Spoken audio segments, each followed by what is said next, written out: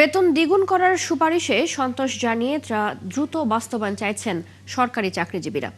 তবে অর্থনীতিবিদরা বলছেন, নতুন পে স্কেল দেয়া চ্যালেঞ্জিং হবে নির্বাচিত সরকারের জন্য।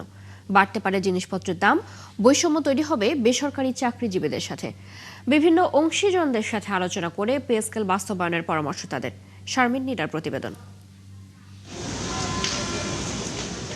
মেয়াদের শেষ সময় সরকারি চাকরিজীবীদের খুশির সংবাদ দিয়েছে অন্তর্বর্তী সরকার। 11 বছর পর দ্বিগুণ বেতন পাওয়ার স্বপ্ন দেখছেন সরকারি চাকরিজীবীরা। পে কমিশন যে সুপারিশ করেছে তাতে 20তম গ্রেড বা একজন পিওনের বেতন হবে 42,000 টাকা, আর প্রথম গ্রেড বা একজন সচিবের বেতন হবে প্রায় 3 লাখ টাকা। দীর্ঘদিন পরে এই পে স্কেলটা বাস্তবায়ন হোক, সেক্ষেত্রে আমাদের জনজীবন অনেকটাই উপকৃত হবে।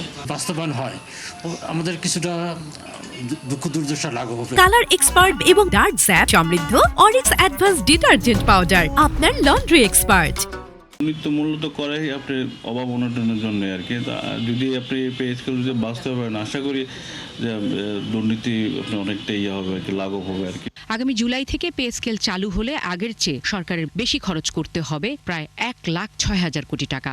বর্তমানে 14.5 লাখ সরকারি চাকরিজীবী ও 9 লাখ পেনশনভোগীকে দিতে হচ্ছে 1,31,000 কোটি টাকা। অর্থাৎ আগামী বাজেটে শুধু বেতন বাবদ বরাদ্দ রাখতে হবে 2,37,000 কোটি টাকা। চলতি অর্থ বছরে 7,88,000 কোটি টাকা বাজেটের 2 লাখ কোটি টাকা ঋণ নিয়ে পূরণ করতে হচ্ছে সরকারকে।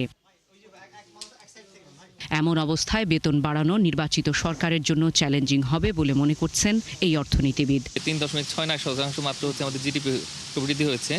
তো এই অবস্থায় কিন্তু এত কম বিনিয়োগটাকে আবার টেনে তোলা এবং সেখান থেকে যে রাজস্ব আদায় করা, সেটা কিন্তু খুব কঠিন হবে। এই পরিপ্রেক্ষিতে আমি মনে করি যে আসলে এই পে কমিশনের সুপারিশ দেওয়া হয়েছে, তো সেটা আসলে আগামী সরকারের জন্য বড় একটা চ্যালেঞ্জ হবে।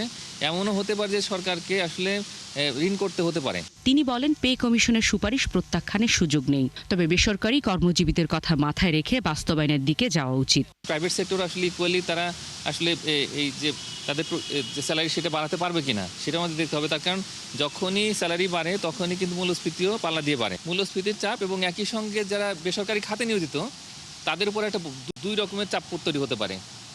একটা হচ্ছে যে তাদের ওখানে হয়তো স্যালারিটা বাড়ানো লাগতে পারে এটা, আর এই স্যালারি যদি বাড়াতে হয় তাহলে সেক্ষেত্রে বেকারত্ব তৈরি হতে পারে।